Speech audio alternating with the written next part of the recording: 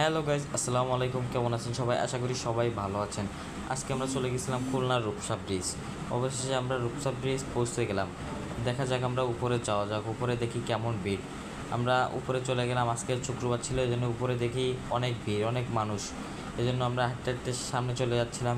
সামনে গিয়ে দেখি রূপসা ব্রিজের এপারে একটা পার্ক। এখান থেকে আমরা টিকিট কেটে নিলাম পার্কের ভিতর যাওয়ার জন্য। টিকিটটা অবশেষে কাটাই হয়ে গেল, তবে আমরা টিকিটটা কেটে ভিতরে চলে গেলাম। ভিতরে এসে একটা ভিডিও নিচ্ছিলাম। ভিতরে আবহাওয়াটা অনেক সুন্দর ছিল, বাতাস ছিল, এখানে ভালোই লাগছিল। অবশেষে আমরা খাওয়ার জন্য কিছু একটা অর্ডার করে দিলাম। অবশেষে খাবারটা চলে আসলো। আমরা সবাই মিলে খাওয়া দাওয়া করে এখান থেকে, খাবারটা বেস্ট ছিল, এখানের খাবারটা অনেক সুন্দর। অবশেষে আমরা বেরিয়ে গেলাম।